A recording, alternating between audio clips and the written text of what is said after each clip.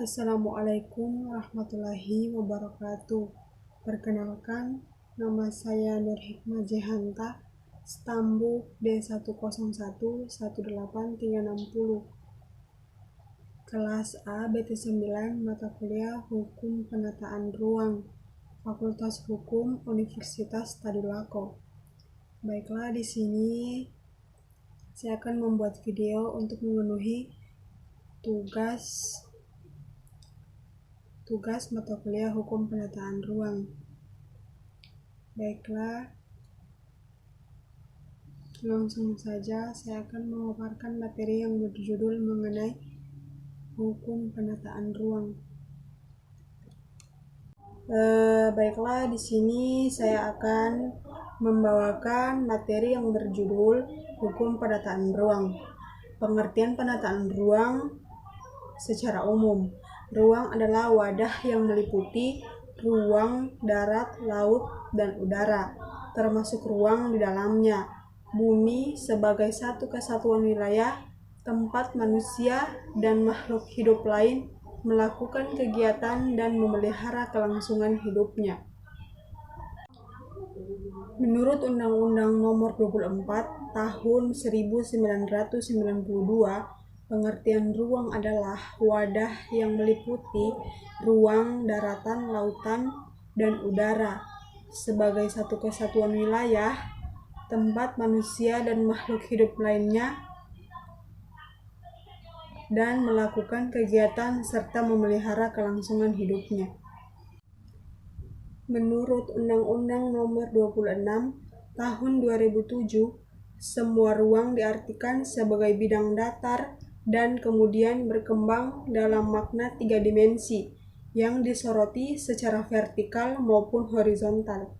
Penataan ruang menjangkau 3 dimensi dan terkait dengan berbagai aspek ekonomi, ekologi, dan budaya. Filosofi penataan ruang.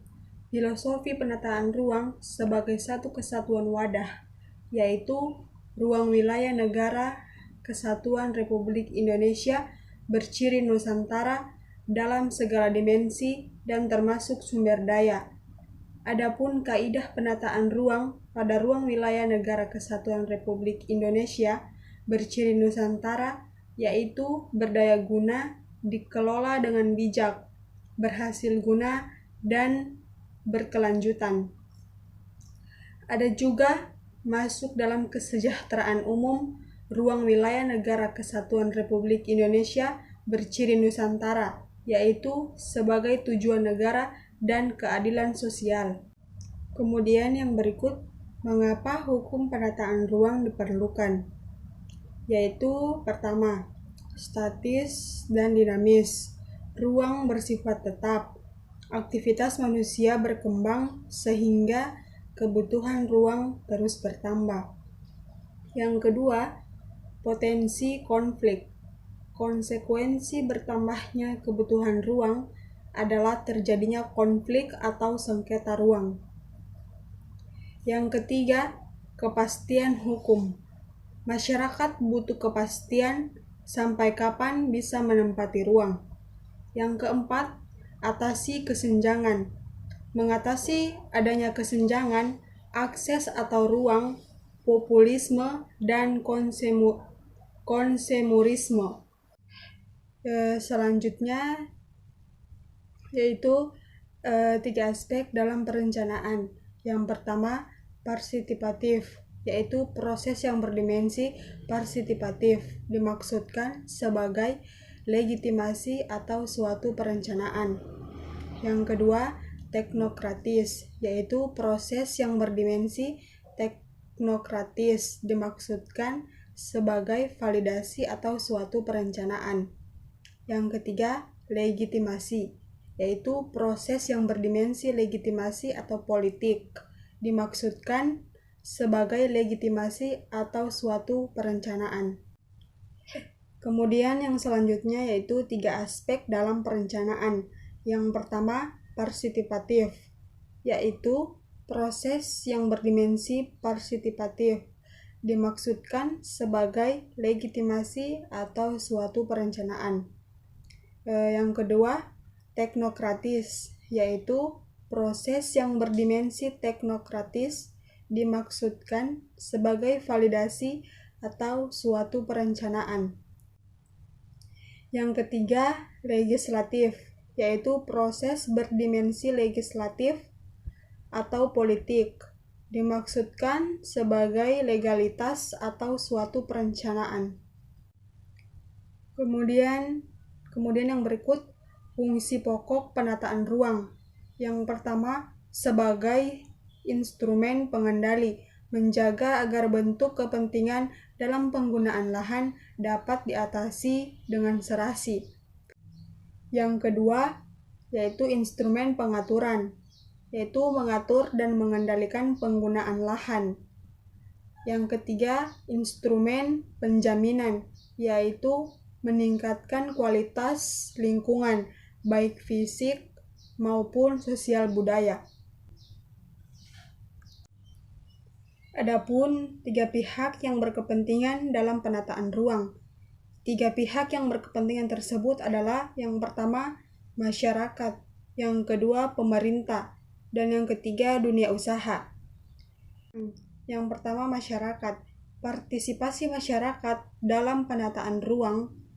Peraturan Pemerintah Nomor 68 Tahun 2010 tentang bentuk dan tata cara peran masyarakat dalam penataan ruang. Yang kedua, pemerintah. Proyek strategis nasional dan produk kebijakan pada level nasional maupun daerah. Yang ketiga, dunia usaha. Hampir 70% kegiatan pembangunan didominasi masyarakat dan dunia usaha. Diperlukan kemitraan dalam penataan ruang. Baiklah, di sini saya akan menambahkan sedikit mengenai kenapa penataan ruang diperlukan. Karena ruang itu sifatnya statis, berhadapan dengan aktivitas manusia yang sangat dinamis. Ruang atau wadah yang kita tempati ini tidak pernah bertambah luasnya, tetapi jumlah manusia terus bertambah dengan ragam aktivitas yang semakin berkembang dari waktu ke waktu. Sehingga jumlah aktivitas manusia, pertambahan manusia dengan ragam aktivitasnya tentu memerlukan penataan atau pengaturan ruang yang bersifat menampung seluruh aktivitas itu. Penataan ruang juga diperlukan untuk mencegah terjadinya penguasaan ruang oleh sekelompok orang. Penataan ruang akan memberikan kepastian hukum baik kepada pemerintah, pemerintahan daerah, kepada masyarakat dan sektor-sektor swasta yang selalu berkepentingan dan berkaitan dengan pemanfaatan ruang.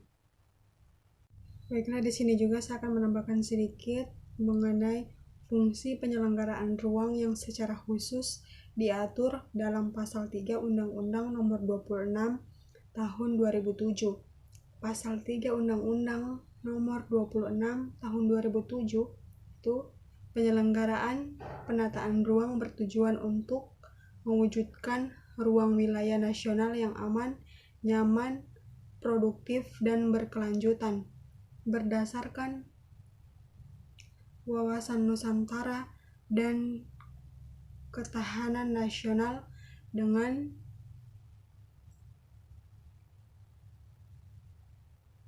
terwujudnya keharmonisan antara lingkungan alam dan lingkungan buatan, terwujudnya keterpaduan dalam penggunaan sumber daya alam dan sumber daya buatan dengan memperhatikan sumber daya manusia, terwujudnya perlindungan fungsi ruang dan pencegahan dampak negatif terhadap lingkungan akibat pemanfaatan ruang.